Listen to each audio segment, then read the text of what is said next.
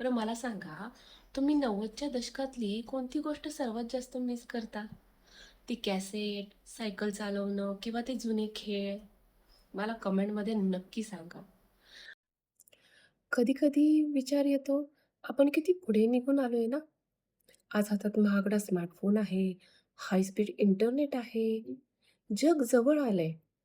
पण कुठेतरी ते साधे दिवस, ती खरीखुरी माणसं आणि तो शांत काळ मागेच सुटलाय. तेव्हा रविवारी सकाळी 9 वाजता शक्तिमान बघण्यासाठी अख्खी गल्ली एकत्र जमायची. कोणाचा फोन येणार असेल, तर एस-टी-डी बूथवर तासनतास वाट बघत लागायची. पण त्या प्रतीक्षेत एक वेगळाच आनंद होता. गाणी ऐकण्यासाठी वॉकमन किंवा कॅसेटची ती रीळ पेन्सिलने फिरवण्याची मजा होती, ती आजच्या Spotifyच्या प्लेलिस्टमध्ये नाहीये. मित्र-मैत्रिणींना भेटायला मेसेज नाही करावा लागायचा. फक्त घराबाहेर जाऊन दिलेली एक हाक पुरेशी असायची. आणि उन्हाळ्याच्या सुट्ट्या, बापरे!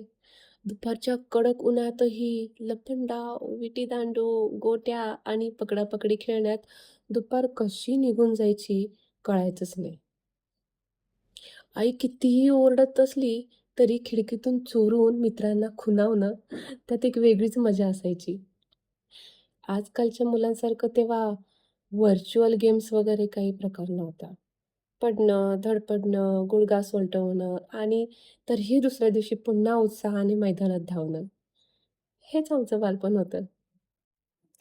उन्हाळ्यातल्या गच्चीवर अंथरूण टाकून चांदण्या रात्रीत आजीकडून ऐकलेल्या गोष्टी, त्या सुखाची तुलना आजच्या कोणत्याही Netflixच्या वेब सीरीजसोबत होऊ शकत नाही.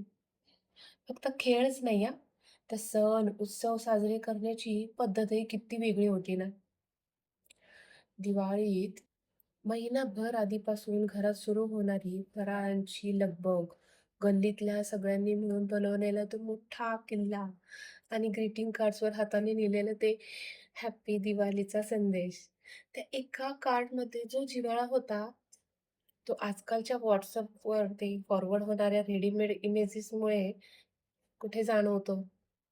तेव्हा नात्यांमध्ये ना फॉर्मॅलिटी नव्हती. कोणाच्याही घरात कधीही हक्काने जाता यायचं. जेवताना ताटातली भाजी एकमेकांना देणं असो किंवा शेजारच्यांकडून साखर मागून आणणं असो. माणसं एकमेकांच्या सुख-दुःखात खऱ्या अर्थाने सामील असायची.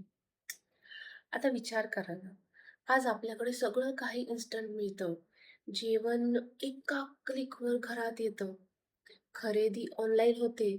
पण या इन्स्टंटच्या नादात आपण आपली शांतता तर नाही ना गमावून बसलो?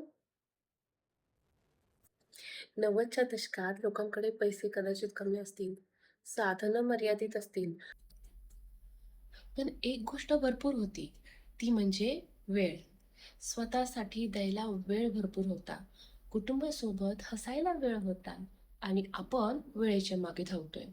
पण नक्की पोहोचायचंय कुठे? हे कोणालाच माहीत नाही. कारण काळ बदलला तरी त्या आठवणी आपल्या मनात जिवंत राहतील. बरं मला सांगा, तुम्ही 90च्या दशकातली कोणती गोष्ट सर्वात जास्त मिस करता? ती कॅसेट, सायकल चालवणं किंवा ते जुने खेळ? मला कमेंटमध्ये नक्की सांगा. आणि व्हिडिओ मनाला स्पर्श करून गेले असेल, तर लाईक करा, शेअर करा आणि आपल्या चॅनल म्हणजेच प्रिया ग्रेस वाईब्सला सबस्क्राईब करायला अजिबात विसरू नका. पुन्हा भेटूया अशाच एका सुंदर आठवणीसह. धन्यवाद.